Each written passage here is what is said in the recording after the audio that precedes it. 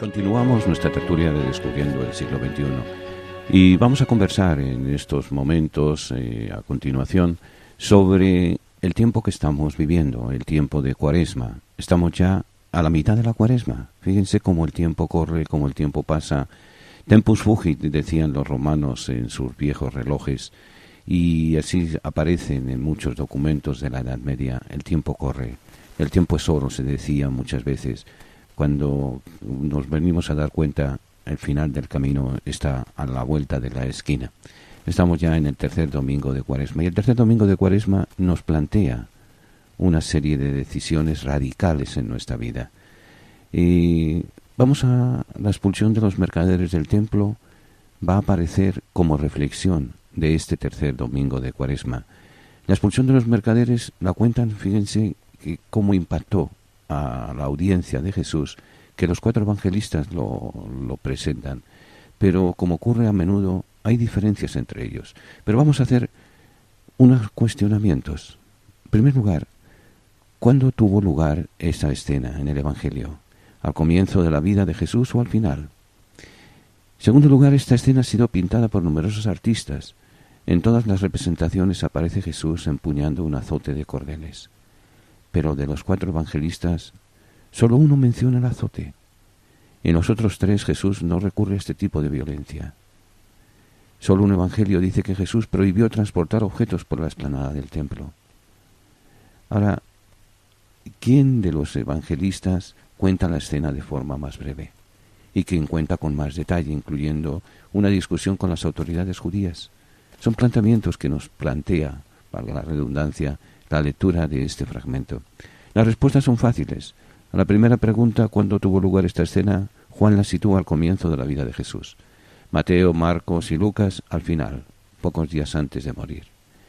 Esta escena ha sido pintada por muchos artistas. El único que menciona el azote es Juan, y ninguno dice que Jesús echase a la gente a latigazos. Esta prohibición solo se encuentra en Marcos. El más breve es Lucas, y quien con más detalle nos presenta esta acción de Jesús es el Evangelio de Juan. El Evangelio de Juan, que aparece en el capítulo 2, versos 13 al 25, pretende las preguntas anteriores, los cuestionamientos anteriores, no es un capricho. Lo que pretendo con ello es recordar que los evangelistas no cuentan el hecho histórico tal como ocurrió, sino lo que pretenden es transmitir un mensaje. Por eso alguno insiste en un detalle, mientras otros lo omiten por no considerarlo adecuado para un auditorio. Lucas, por ejemplo, reduce al mínimo la actitud violenta de Jesús, mientras que Juan la subraya al máximo. El relato de Juan se divide en dos partes, la expulsión de los mercaderes y la breve discusión con los judíos. Ahora, eso es viéndolo como si viéramos un hecho histórico que no nos afecta y demás. Sin embargo, sigue afectándonos, sigue cuestionándonos. A nuestra mentalidad moderna nos resulta difícil valorar las acciones de Jesús. Muchas veces no captamos sus repercusiones. Nos ponemos de su parte sin más y consideramos unos viles traficantes a los mercaderes del templo, acusándolos de comerciar con lo más sagrado y usando las comparaciones con las cosas que ocurren hoy en día en muchas iglesias. Pero, desde el punto de vista de un judío piadoso, el problema era mucho más grave. Si no hay vacas, ni ovejas, ni tórtolas, ni palomas, ¿qué sacrificio se puede ofrecer al Señor? Si no hay quien cambie en moneda, ¿cómo pagarán los judíos procedentes del extranjero su tributo al templo? Nuestra respuesta es muy fácil: que no ofrezcan nada, que no paguen tributo, que se limiten a rezar. Esa es la postura de Jesús. A primera vista coincide con la de algunos de los antiguos profetas y salmistas. Pero Jesús va mucho más lejos, porque es una violencia inusitada en él. Tendríamos que hacer un ejercicio de imaginación y verlo imaginándonos trenzando el azote, golpeando las vacas, las ovejas, volcando las mesas de los cambistas, exasperado. Imaginemos la escena en nuestros días. Jesús entra en una catedral o en una parroquia. Comienza a ver todo lo que no tiene nada que ver con una oración puramente espiritual. Lo amontona y lo va tirando a la calle. Cálices, copones, candelabros, imágenes de santos, confesionarios, bancos. ¿cuál sería nuestra actitud? La primera, ponernos a gritar probablemente. La segunda, buscar a la policía. La tercera, vaya usted a saber. Acusaríamos a Jesús de impedirnos decir misa, de poder comulgar, de confesarnos. Incluso la acusaríamos de no dejarnos rezar. Jesús intuye la gravedad del problema y añade unas palabras que no aparecen en los otros evangelios. Sus discípulos se acordaron de lo que está escrito: el celo de tu casa me devora. El celo por la causa de Dios había impulsado a Finés a asesinar a un judío y a una moabita. A Matatías, padre de los macabeos, lo impulsó a asesinar a un funcionario del rey de Siria. El celo no lleva a Jesús a asesinar a nadie, pero sí se manifiesta de forma potente. Algo difícil de comprender en una época como la nuestra, en lo que todo está democráticamente y correctamente permitido. El comentario de Juan no resuelve el problema del judío piadoso, que podría responder: a mí también me devora el celo de la casa de Dios, pero lo entiendo de forma distinta, ofreciendo en ella sacrificios. Quienes no tendrían respuesta válida serían los comerciantes, a los que no mueve el celo de la casa de Dios, sino el afán de ganar dinero. En contra de lo que cabría esperar, las autoridades no envían la policía a detener a Jesús, como le ocurrió siglos antes al profeta Jeremías, que terminó en la cárcel por muchos menos revuelos de lo que formó Jesús. Se limitan a pedir un signo, un portento que justifique su conducta, porque en ciertos ambientes judíos se esperaba del Mesías que cuando llegase llevaría a cabo una purificación del templo. Si Jesús es el Mesías, se preguntan las autoridades judías, que lo demuestre primero y luego actúe como tal. La respuesta de Jesús es aparentemente la de un loco. Destruyan este templo y en 3 días lo reconstruiré. El templo de Jerusalén no era una de nuestras enormes catedrales, porque no estaba pensado para acoger a los fieles que se mantenían en la explanada exterior. De todas formas, era un edificio impresionante. Según el Tratado de Midot, medía 50 metros de largo por 35 de ancho y 50 de alto, o sea, 150 pies de largo por 75 por 100 de ancho y otros 150 de alto. Para construirlo, ya que era un edificio sagrado, hubo que instruir como albañiles a 1000 sacerdotes. Comenzando por Herodes el Grande el año 19 a.C., fue comenzado la reconstrucción por Herodes el Grande el año 19 a.C. Fue consagrado el año 10 a.C., pero las obras de embellecimiento no terminaron hasta el 63 después de Cristo. En el año 27 después de Cristo, que es cuando Juan parece datar la escena, se comprende que los judíos digan que han tardado 46 años en construirse. En 3 días es imposible destruirlo, y mucho menos reconstruirlo. Es curioso cómo Juan no cuenta cómo reaccionaron las autoridades a esta respuesta de Jesús. En ese sentido resulta más creíble, más lógica la versión de Marcos. Los sumos sacerdotes y los escribas no piden signos ni discuten con Jesús.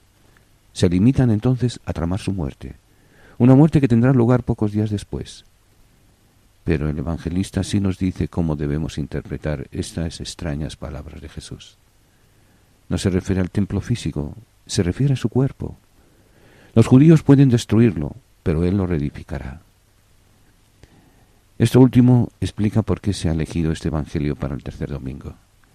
En el segundo, la transfiguración anticipaba la gloria de Jesús. Hoy Jesús repite su certeza de resucitar de la muerte. Con ello, la liturgia orienta el sentido de la Cuaresma y de nuestra vida. No termina en el Viernes Santo, sino en el Domingo de Resurrección. En el relato de Juan hay otro detalle importante. El templo de Dios es Jesús.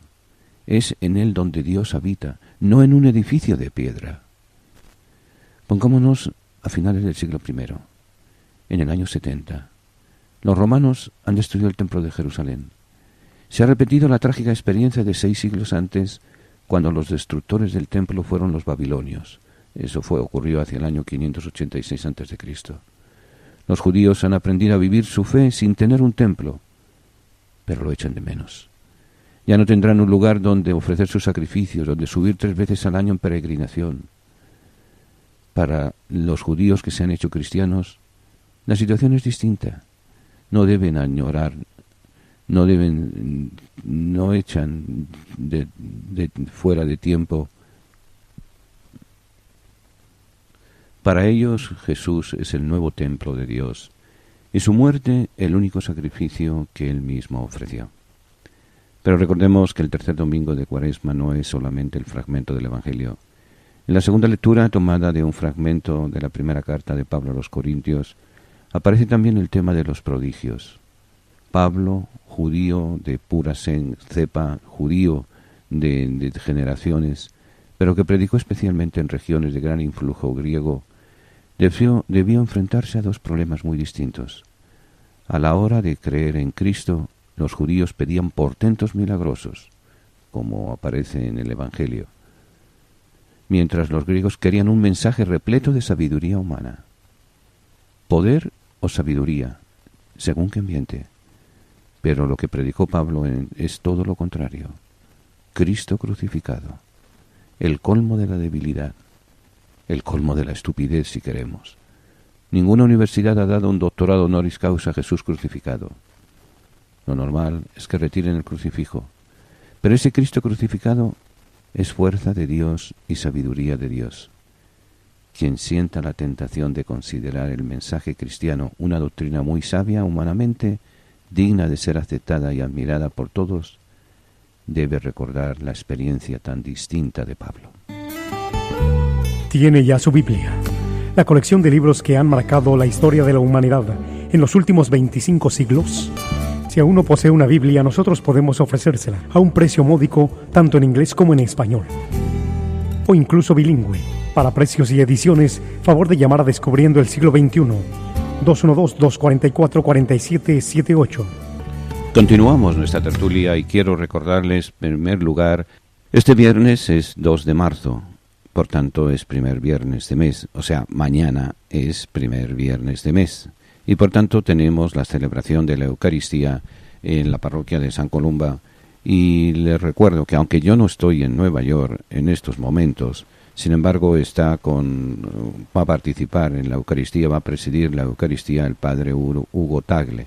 El padre Hugo Tagle es un sacerdote chileno que está trabajando en la Universidad Católica de Chile, encargado de la pastoral universitaria, y que está pasando unos días de investigación aquí en la ciudad de Nueva York, y ha tenido la amabilidad de participar, de celebrarnos la Eucaristía para que no nos quedemos sin Eucaristía en español. Ya lo saben, mañana, primer viernes de mes, 2 de marzo, les esperamos, porque mentalmente y espiritualmente estaré con ustedes en la parroquia de San Columba. Y luego el día 3 teóricamente deberíamos de tener seminario, pero el día 3 yo estoy de regreso. Salimos a las 11 de la mañana, hora de Tel Aviv, y estaremos llegando a las 5 de la tarde, hora de Nueva York, hora de Newark, para empezar de nuevo la brega con las pilas cargadas para servicio de todos ustedes. Y hablando de Tierra Santa, les recuerdo que vamos a repetir, debido a petición popular, vamos a repetir nuestro viaje en el mes de junio 29 a julio 11, en el cual, en este viaje que estamos programando, tendremos una serie de conferencias y de lugares de visita especiales, tanto en Jordania como en Israel. Tenemos poco tiempo, así que vayan ya sacando las vacaciones y preparándonos para esta gran experiencia de los viajes, del viaje a Tierra Santa. Luego después en octubre iremos a China, pero ese poco a poco vamos a irlo anunciando. Para mayor información llame a nuestras oficinas al 212-244-4778. Repito, 212-244-4778. O escriban a nuestra oficina, escriban a nuestro apartado de correos P.O. Box 1170, New York 118. Y vamos a continuar nuestra presentación de la Sagrada Escritura. El libro que nos tocaría conversar o hacer una mera introducción de él es el libro de las Crónicas, libro primero y libro segundo de las Crónicas. El texto hebreo de este libro nos lo presenta con el nombre de Hechos de los Días o también el Diario, como una crónica de lo que ha ido ocurriendo en la vida del pueblo de Dios. En la versión que se tradujo del hebreo al griego, la traducción de los 70, se le traduce como el nombre de las cosas dejadas de lado o cosas omitidas en los libros anteriores. San Jerónimo, en el prólogo a los libros de Samuel y de Reyes, le da un título muy apropiado, Crónica de toda la historia divina. De ahí que la tradición cristiana le denominó, y así se conoce en nuestras Biblias, con el nombre del libro de las Crónicas. Ahora, ¿cuál es la estructura? ¿De qué se trata este libro? Recoge la historia, estos dos libros recogen la historia del pueblo de Dios desde Adán hasta la cautividad de Babilonia. Viene siendo un recopilar, un ver cómo Dios ha actuado en la historia del pueblo de Dios, en la historia humana, y la ha convertido en historia de salvación, desde Adán hasta la cautividad de Babilonia. Y va a tener un punto central. Su contenido se centra sobre todo en la edificación del Templo de Jerusalén y la organización del culto. O sea, la vida del pueblo de Dios va a girar en torno a la alabanza a Dios. Para ello, un lugar, el templo, una estructura, el culto, las normas de culto y demás. Las partes de este libro son cinco grandes apartados que se van presentando en el mismo, y son los siguientes. En primer lugar, las genealogías anteriores a la monarquía, que va de los capítulos 1 al 9. Y aquí se nos presenta un resumen de la historia de la humanidad desde Adán hasta Saúl mediante genealogías. Dentro de estas genealogías tiene particular importancia la de los hijos de Jacob, en especial las de Judá y las de Leví. Hay que tener en cuenta que el judío le da gran importancia a la sucesión de la vida. Las genealogías ocupan un lugar muy importante para saber de dónde. Hay que pensar en lo siguiente, aunque suene medio a broma: no existían los registros demográficos, no existían los libros de bautismo de las iglesias, eran la memoria histórica que se iban pasando de padres a hijos. Comienza así el libro: Adán, Set, Enoch, Kemar, Marián, Yered, Enoch, descendientes de Jafet. Resumen la historia de la humanidad. Es, podríamos decir, el bloque importante, los 9 primeros capítulos. El segundo bloque del libro de las Crónicas, lo ocupa el reinado de David. Comienza narrándonos la muerte de Saúl como castigo de su infidelidad. Y a continuación pasa ya el testigo, presenta como protagonista en David. Y especialmente en lo relativo al traslado del arca y los preparativos para la construcción del templo y organización del culto. Sabemos que el templo lo construye Salomón por una infidelidad de David. Conocemos la historia de David, el gran David, con todas sus epopeyas y sus cosas y sus aventuras y sus audacias y demás. Hay una cosa que mancha el reinado de David, el desarrollo de su conducta y demás. El no haber respetado a la esposa de su general, de Urías, el haberlo matado, su pecado, por así decir. Pero ahí brilla también la palabra de Dios, la promesa de Dios, de que Él cumplirá lo que ha prometido, y sobre todo la misericordia de Dios. El reinado de David va a estar marcado por sus luces y por sus sombras. Una de sus grandes luces va a ser el hacer la capitalidad de Jerusalén como el centro de todo el pueblo de Dios, sus sombras, su pecado, sus errores y demás. Pero Dios le había prometido que Él iba a construir el templo, y aunque no es Él, va a ser su hijo Salomón, que entonces entra ya en la tercera parte del libro de las Crónicas, en el segundo libro de las Crónicas, capítulo 1, verso 9 al capítulo 9, verso 31. A Salomón se le va a describir lleno de sabiduría y de riquezas, pero pues tuvo el gran honor de llevar a cabo la edificación del templo. La gran, por así decir, gloria de Salomón es precisamente no solamente su sabiduría, porque también le ocurre como su padre, tiene sus luces y tiene sus sombras.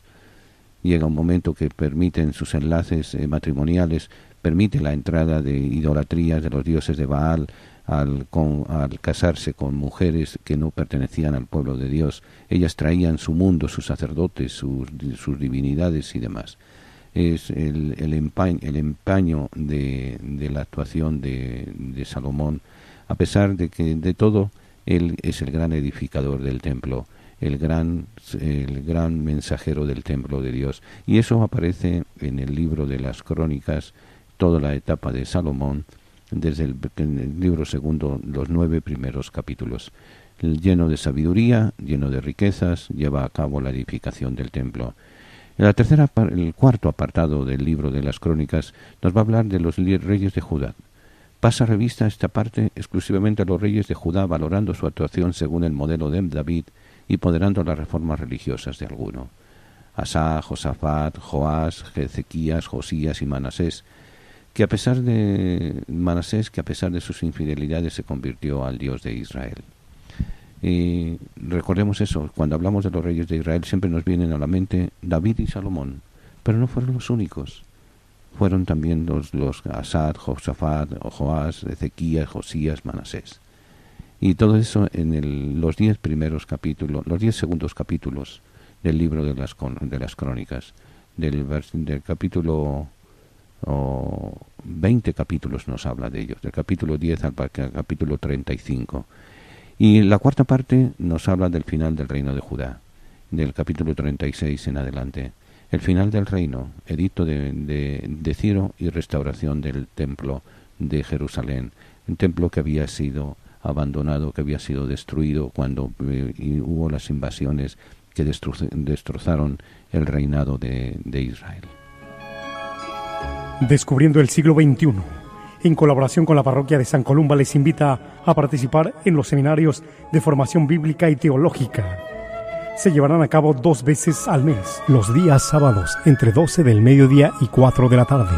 Para mayor información, llamar al 212-244-4778, 244-4778, o visitar nuestra página www.descubriendoelsiglo21.com, donde encontrará más información. Continuamos nuestra tertulia y quiero recordarles, antes que se nos olvide, de que mañana, 2 de marzo, tenemos la celebración de la Eucaristía en la parroquia de San Columba. Celebración de la Eucaristía que tiene como finalidad pedir fundamentalmente por nuestros hermanos privados de libertad y por sus familias.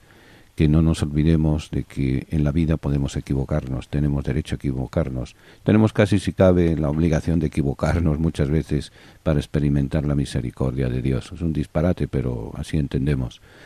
Pero también tenemos derecho a que se nos ayude. Y la mejor ayuda es la oración. Por eso la Eucaristía la celebramos en honor del Sagrado Corazón, pidiendo que ese corazón de Cristo nos ayude, nos anime, nos haga sentir misericordiados, si es que vale la palabra, de parte del Señor. Como les decía hace unos momentos, la celebración de la Eucaristía será presidida por el Padre Hugo Tagle. El Padre Hugo es profesor y sacerdote que trabaja en la pastoral de la Universidad Católica de Santiago de Chile. Y está pasando unos meses aquí en Nueva York haciendo unas investigaciones de sus trabajos intelectuales y demás. Un gran sacerdote, un gran pastor, con gran celo de alma. Así que les esperan en la celebración de la Santa Misa mañana 2 de marzo del año de gracia del Señor de 2018. Y luego yo sé que muchos de ustedes están deseando viajar, pero porque no tienen papeles o porque ya están caducadas las fechas para poderse montar en un avión 10 horas, 11 horas, pero también ahí tienen derecho a un entretenimiento, a un viajecito. Pues estamos organizando viajes de un día, viajecitos cercanos, el sábado 26 de mayo al Santuario de Fátima en New Jersey y el sábado 11 de agosto al Parque del Renacimiento en Tuxedo. Para más información pueden entrar en nuestra página de internet descubriendoelsiglo21.com y allí mirar la parte correspondiente a los viajes. O si no, más fácil, llamar por teléfono a nuestra oficina. El teléfono de la oficina es el 212-244-4778. Repito, 212-244-4778. y allí, o escribir al P.O. Box 1170, New York, 118. Allí cualquier información, cualquier aclaración se les hará llegar y demás. Continuamos sobre el libro de las Crónicas. Ahora, ¿de dónde se inspiran los autores sagrados para componer este libro? Las principales fuentes son, en primer lugar, los escritos sagrados. O sea, los libros anteriores llevados, escritos y conocidos y que se leían en las sinagogas, que se leían en los lugares de reunión y demás. Se apoyan en datos del libro del Génesis, del libro del Éxodo, del libro de los Números, del libro de Josué, del libro de Ruth. Si bien, aunque no estaban completamente concluidos la redacción final de estos libros cuando se redactan el primero y segundo libro de las Crónicas. Pero para aclarar bien, la base fundamental, una de las bases fundamentales, son los demás libros anteriores de la Sagrada Escritura. O sea, sobre unos libros se apoyan otros libros para poder presentarnos la historia, la crónica de la historia de la humanidad desde Adán hasta la vuelta del exilio de Babilonia. Segundo lugar de información, fuente de información para la elaboración de estos dos libros, son las fuentes oficiales. Se citan explícitamente el libro de los reyes de Israel y el de los reyes de Judá. El libro de los reyes de Judá, el libro de los reyes de Israel, el libro de las crónicas de Israel. O sea, fuentes oficiales. Porque pensemos que un pueblo, por pequeño que sea, siempre exige una burocracia y exige unas crónicas reales y exigen unos documentos y exigen, la burocracia. La burocracia que, si cabe, es tan antigua como la humanidad. Desde el momento que 2 o 3 están reunidos en mi nombre, ahí en el medio estoy yo, nos dice el Señor, donde 2 o 3 están reunidos en mi nombre, hay el papeleo y hay la burocracia. Que todos esos documentos sirven a la larga para poder hacerse una idea de cómo ha ido transcurriendo la vida de las personas. Ahora, hay otra tercera fuente. Otras fuentes escritas pues son los relatos de personajes conocidos, tenidos muchos de ellos por profetas. Así los relatos de Samuel, el vidente, de Natán, el profeta. Por ejemplo, Natán es curioso.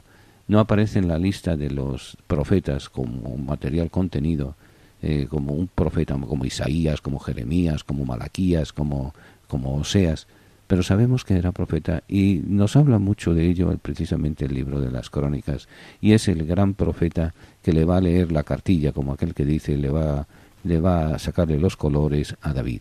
Cuando el profeta Natán viene y le cuenta la historia de cómo alguien ha asesinado, cómo alguien se ha aprovechado, cómo una serie de cosas y de realidades que no son precisamente muy halagüeñas para el rey David.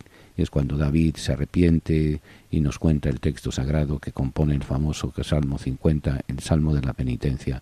Misericordia, Dios mío, por tu bondad, por tu inmensa compasión, borra mi culpa, limpia del todo mi pecado. Contra ti solo pequé, cometí la maldad que aborreces. Además de otras fuentes escritas, también hay tradiciones orales. Recuerdos conservados en Judá, transmitidos por los repatriados al regreso del destierro y que llegaron hasta la época persa. O sea, simplemente resumiendo, principales fuentes a la hora de componer los libros de las crónicas, escritos sagrados anteriores, fuentes documentales oficiales, otras fuentes escritas como relatos de ciertos personajes, relatos por así decir de relleno y de complemento, y tradiciones orales. Hay que tener en cuenta que a la hora de la redacción de muchos de los textos de la Sagrada Escritura tiene una gran importancia las tradiciones orales que se iban transmitiendo, porque pensemos una cosa muy importante: no todo el mundo sabía leer y escribir. Eran muy pocos y para eso estaban los escribas. Y segundo, la sabiduría del pueblo es muy importante, hay que tenerla en cuenta. Y entonces ahí es donde aparecen también esas tradiciones populares de las que nos habla la palabra de Dios en el libro de las Crónicas. Se quiso realizar una historia religiosa. El libro fue compuesto en Jerusalén. Se cree, por los datos que más o menos se deducen, que ambos libros debieron de ser redactados antes de la invasión de Alejandro Magno. La invasión de Alejandro Magno se lleva a cabo hacia el año 333 a.C. ¿Por qué los autores creen, que los investigadores, que se lleva a cabo antes de la invasión? Por una razón muy sencilla: no hay alusiones al helenismo. ¿Qué es el helenismo? El helenismo de Helene, de Grecia, es la imposición de los modos de vivir, de rezar, de comportarse y de ver la vida, traídos por la filosofía griega. Cuando un invasor invadía, valga la redundancia, un país, imponía no solamente el poder político, sino también el poder religioso, el poder cultural, el poder académico, el poder de la vida. Se cambiaba la vida de la gente. Es como si pudiéramos decir el americanismo, por decir, cuando llega a los Estados Unidos a un país, sabemos si llegan las modas, las formas de jugar, las formas de cantar, las formas de gobernar, las formas de vivir. Eso era el helenismo. Y entonces aparece reflejado en las formas de la Sagrada Escritura. El libro de las Crónicas no nos habla de filosofía helenística.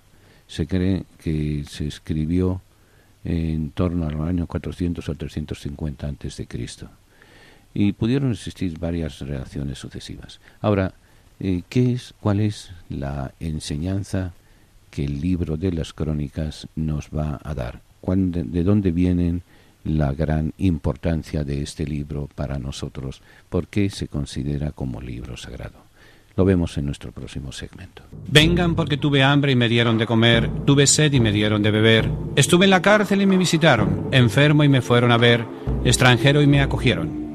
Hoy en día damos de comer, beber, acogemos y visitamos cuando nos acercamos a nuestros hermanos presos, enfermos o emigrantes. A través de la radio lo hacemos posible. Ayúdanos a ayudar. Envíenos su donativo a Descubriendo el Siglo XXI.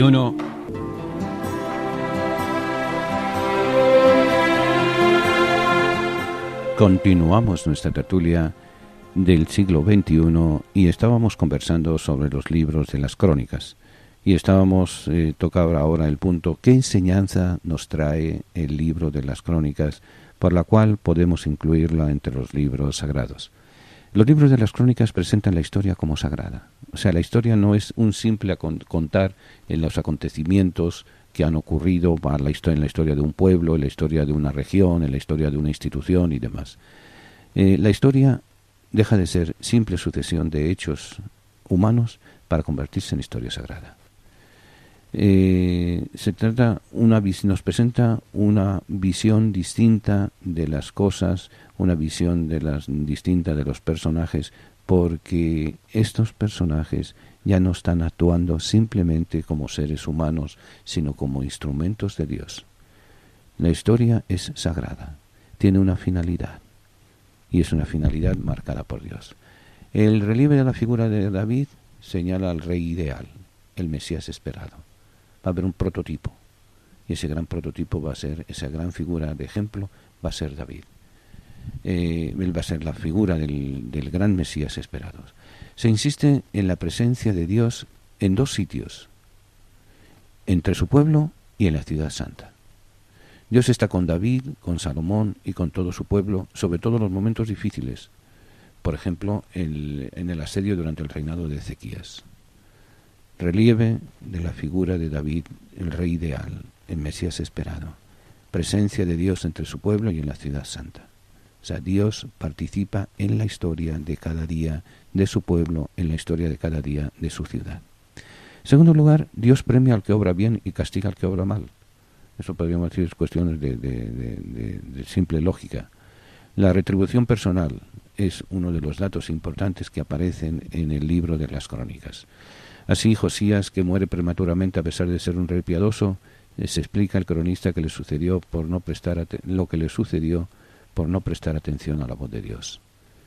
Dios premia el bien y castiga al que obra el mal. Tan simple como eso. Una lección del libro de los libros de las Crónicas, porque estamos hablando de dos libros. En el progreso de la revelación se ve frente a la historia que interpreta el destierro como castigo al pueblo por los pecados de los antepasados. El cronista da un paso más. y el reinado de cada rey comienza con la protección divina sin recibir herencia positiva. Cada rey es independiente e inicia su propio reinado, su final depende de su comportamiento. Así se presenta el destierro como un castigo merecido solo por quienes lo padecieron. Es una enseñanza, pues eso, cargada de esperanza, aunque no sea perfecta. Va a destacar la expresión gozosa y festiva del culto a Dios. Cantores levitas, instrumentos musicales, sagrados. También aquí David es fundamental, a que se atribuyen muchas composiciones poéticas e instrumentos musicales para cantar las alabanzas del Señor. Los grandes momentos de la historia de Israel, como la consagración del templo, la entronización de los reyes, las reformas religiosas, las celebraciones pascuales, son festejados con el canto litúrgico que expresa los sentimientos de oración personales y de todo el pueblo. En el esplendor del culto y al atractivo del templo destacan los levitas. O sea, el culto va a ser central y fundamental en la vida del pueblo de Dios, en la vida del pueblo de Israel. Y los que se encargan de todo este funcionamiento van a ser precisamente los levitas, aquellos que pertenecen a la tribu de Leví. Son los que van a estar al frente de toda la organización.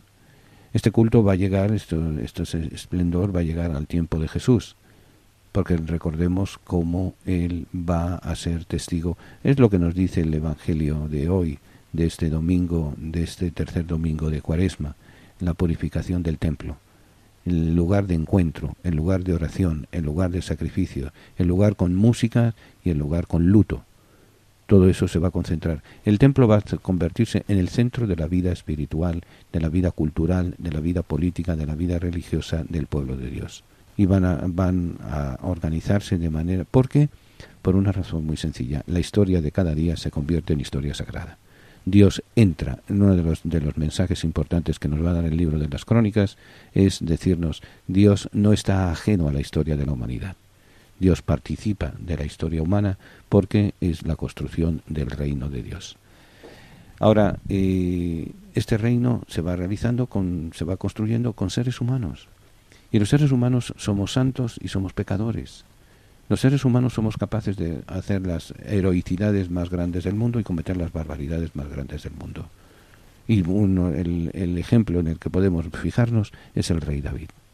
El rey David, que es el elegido contra toda opinión. Es interesante leer la elección cuando Samuel va a consagrar a su sucesor, le van presentando los hijos, los hermanos de David, este no sirve, este no sirve, este no sirve, este no sirve, hasta que dice, no hay nadie más, y dice, sí, está el muchacho que está cuidando las ovejas, que venga.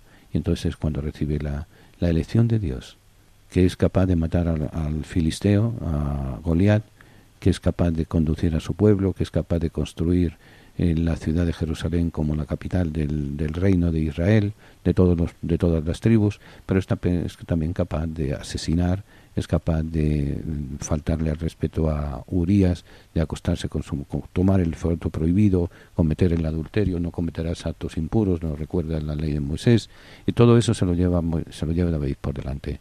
Las luces, el modelo de luz y sombra. Así es la historia de la humanidad y así es la historia sagrada. Es uno de los muchos mensajes que nos quiere dar el libro de las Crónicas. Un libro que, pues probablemente hemos oído hablar de él, pero es eso, oímos campanas y no sabemos de dónde vienen. Pero es un libro que se lee hay momentos en los cuales pues es un poco aburrido, hay que ser honestos, porque leer las genealogías, el ir leyendo genealogías que fulano y mengano, en nuestra cultura no estamos acostumbrados a ese tipo de literatura. Además nosotros lo más que sabemos quiénes son nuestros padres, nuestros abuelos, nuestros bisabuelos y ya nuestros tatarabuelos, pues eso, tatarabí, que te vi, es más difícil y demás. Sin embargo, el pueblo de Dios quería saber si de su familia iba a descender el Mesías, si en su línea sucesoria estaba el privilegio de ser los sucesores o los herederos del Mesías, porque va a haber una cosa muy importante, que nunca se pierde, el pueblo de Dios nunca pierde la esperanza, a pesar de sus debilidades, a pesar de sus infidelidades, no pierde la esperanza. ¿Por qué? Porque está hecho de seres humanos que aman y que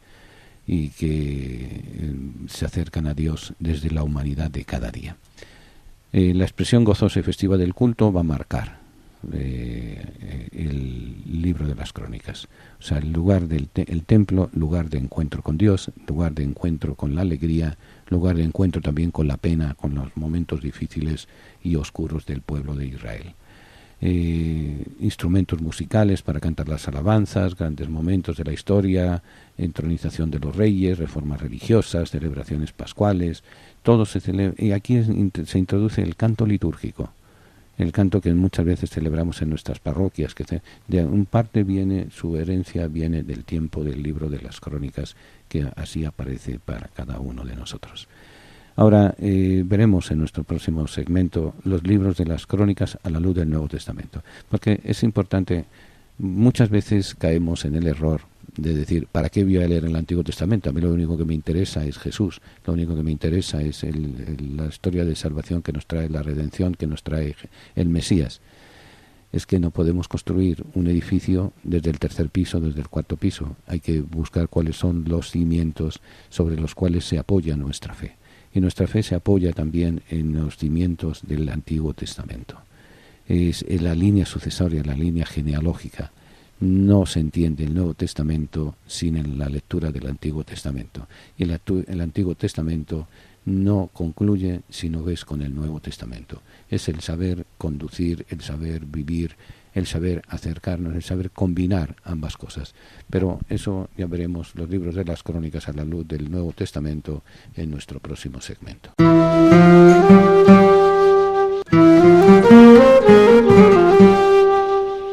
Continuamos nuestra tertulia y quiero recordarles que mañana tenemos la celebración de la Santa Misa en la iglesia de San Columba en honor del Sagrado Corazón, pidiendo por nuestros hermanos presos y sobre todo por los familiares de nuestros hermanos privados de libertad. Es una misa de Eucaristía, una Eucaristía de oración y de sanación. Y volviendo al libro de las Crónicas, los libros de las Crónicas a la luz del Nuevo Testamento.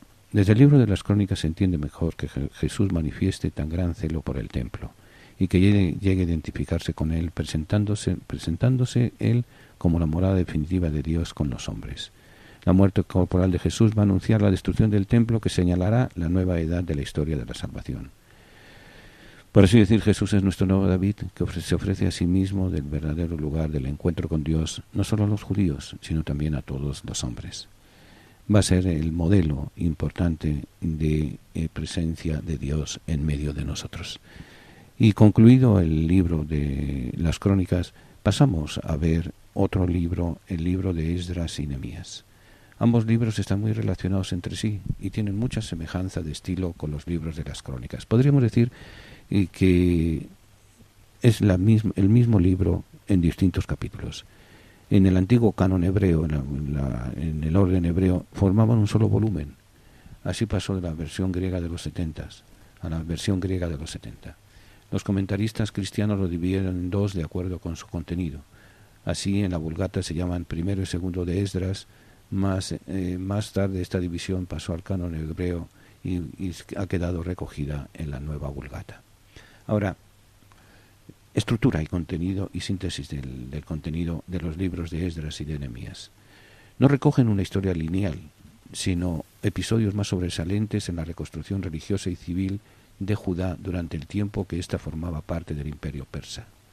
O sea, no es como el libro de las Crónicas, los libros de las Crónicas, una sucesión desde Adán hasta el momento en que se escribe de la historia de la humanidad y de la historia que se convierte en la historia de la humanidad en historia de salvación, y para ellos lo único que existe es esa historia cercana, esa historia de salvación centrada en las figuras importantes. Primera parte, nos presenta la reconstrucción del templo, los 6 primeros capítulos. Cuando Ciro es el rey persa, autoriza el regreso del pueblo de Dios de Babilonia a Jerusalén, se organiza una gran caravana.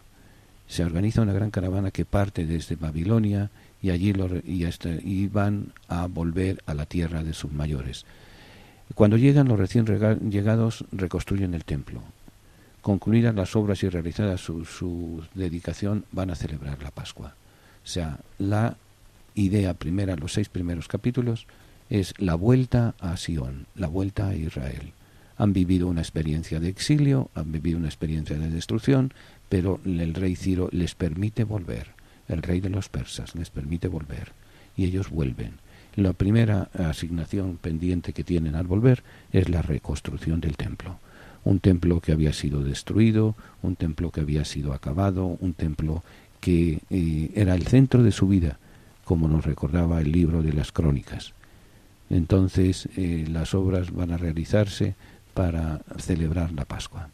La segunda parte, ¿cuál es la misión de Esdras? La misión de Esdras va a ser fundamentalmente restaurar la ley de Moisés.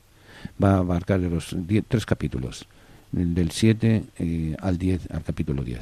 El relato de la misión encomendada a Esdras, el escriba que marcha a Jerusalén y pronuncia una oración penitencial confesando ante Dios las culpas de su pueblo, y se toman medidas severas para arreglar la situación.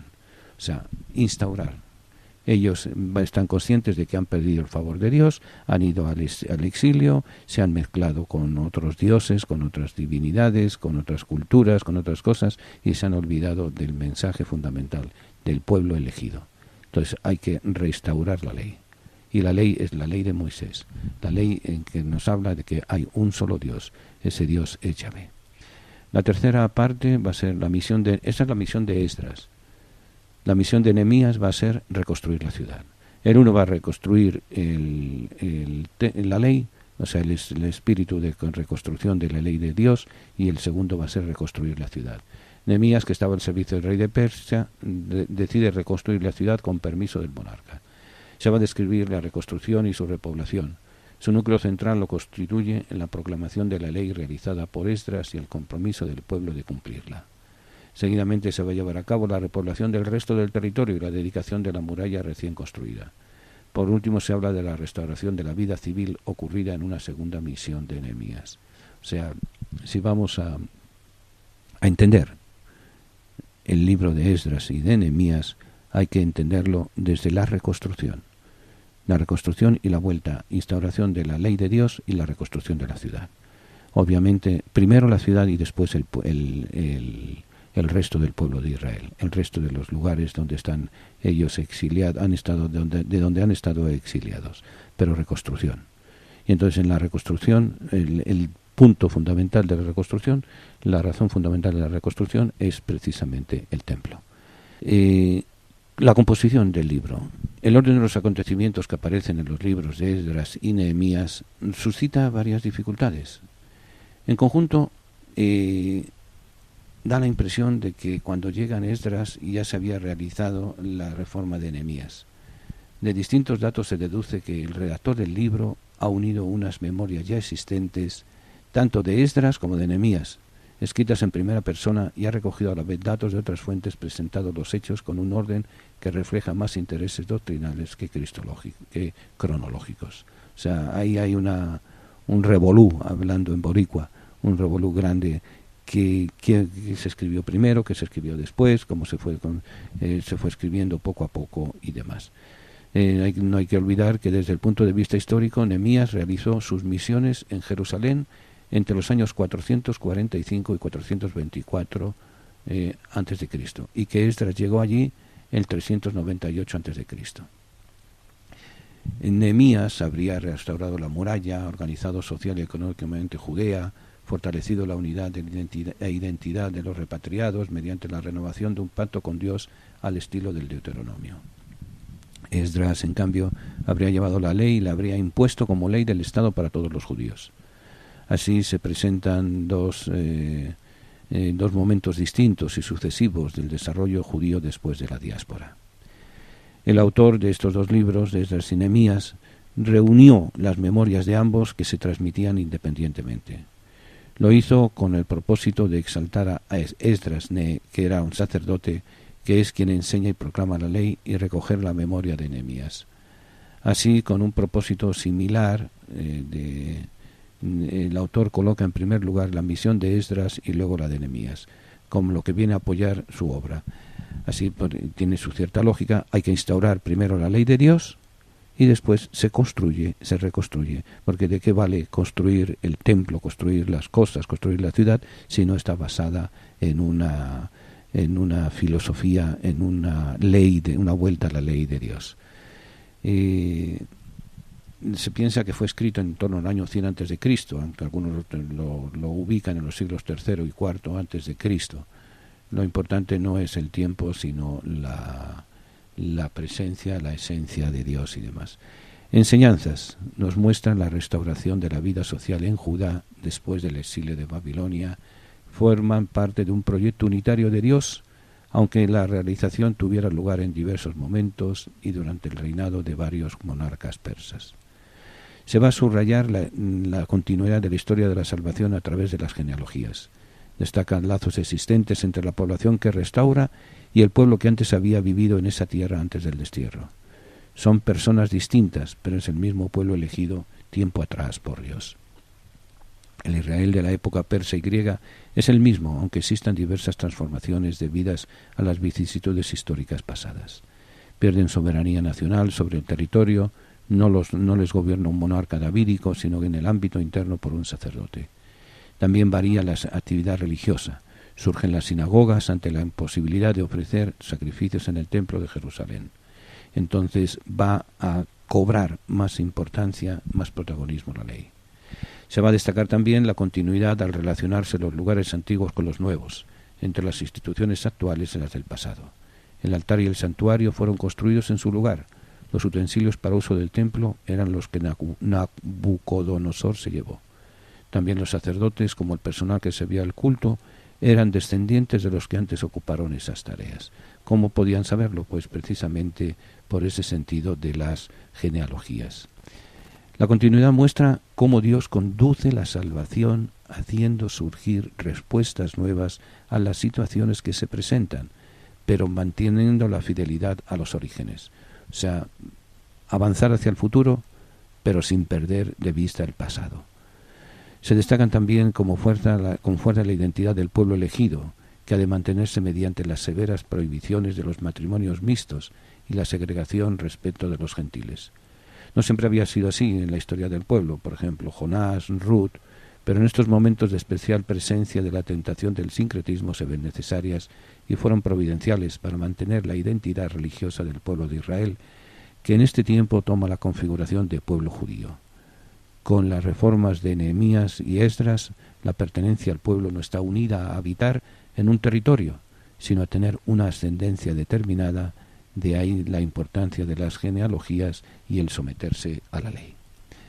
Los libros de Esdras y de Nehemías a la luz del Nuevo Testamento, que es lo que nos puede importar y nos puede interesar a cada uno de nosotros. Estos libros son una preparación y transición para la revelación del Nuevo Testamento. Son preparatorias por cuanto dan razón de la situación religiosa y de la forma de pensar del pueblo judío, centrado en el cumplimiento de la ley en la época en que vive Jesús y en la época que surge la Iglesia. Es una situación transitoria por cuanto las enseñanzas de estos libros, sobre todo la sola utilización de la ley para obtener la misericordia de Dios y la segregación respecto a los gentiles como medio para mantener la identidad del pueblo judío, van a ser modificadas profundamente en el Nuevo Testamento. Para el Nuevo Testamento, pese a que la ley conserva su valor, la misericordia de Dios va a llegar a todos. Y cuando digo todos, es todos, hombres y mujeres, y va a llegar a través de Jesús, el Mesías. Y la identidad de la Iglesia se va a mantener mediante la fidelidad y santidad de sus miembros en medio del mundo.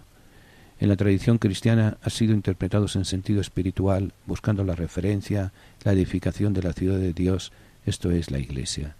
La acción de Esdras es contemplada como un anticipo de lo que Jesús realizará en plenitud, como Jesús enseñó la ley y la llevó a su perfección. Como les decía, nos va presentando una unión, un link, diríamos en buen castellano, un link de un encuentro con otro. Va a Esdras y Nehemías, nos van a dar un poco el ejemplo de lo que debemos hacer también nosotros. Construir primero nuestra vida de acuerdo a la ley de Dios, después construir y de acuerdo a unos valores del Evangelio y después construir las estructuras. Muchas veces construimos estructuras de escuelas, de parroquias, de instituciones, de asociaciones y demás, pero nos olvidamos de Dios. es primero construir el don de Dios, la figura de Dios, los valores del Evangelio, los valores de la palabra de Dios, construir nuestra vida basada en la palabra de Dios, para después construir grupos, construir parroquias, porque muchas veces hagamos un examen de conciencia en algún momento, cuando pertenecemos con todo el respeto a la renovación carismática, a los cursillistas, a la Legión de María, a 50.000 instituciones y asociaciones que hay en la Iglesia, que son una gran riqueza, pero muchas veces buscamos la institución y no buscamos el cumplimiento de la ley de Dios. Primero, basar nuestra pertenencia a una asociación en los valores del Evangelio. Después, construir y aportar. Porque si no, estamos construyendo al revés. Estamos yendo, y eso es el ejemplo que nos dan Esdras y Nehemías. Vuelven de una desgracia, vuelven de un exilio, y hay que reconstruir todo el pueblo. Hay que reconstruir todo, hay que empezar from scratch, que se dice en inglés, desde abajo.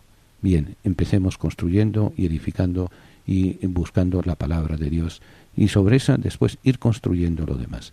La figura de todo eso para nosotros va a ser la figura de Jesús.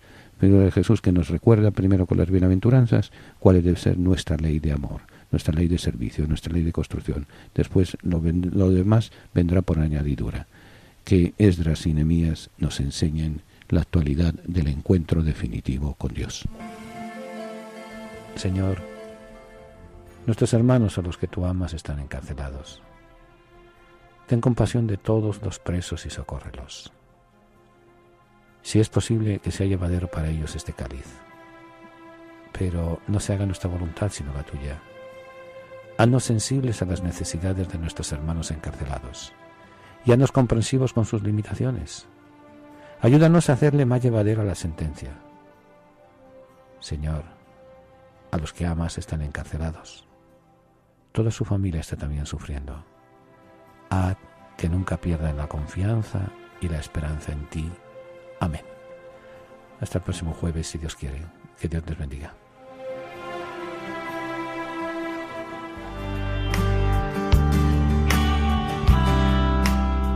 Ha escuchado el programa La Tertulia. Si desea copia de este programa, comuníquese con nuestras oficinas al 212-244-4778. Se sugiere un donativo para gastos de envío.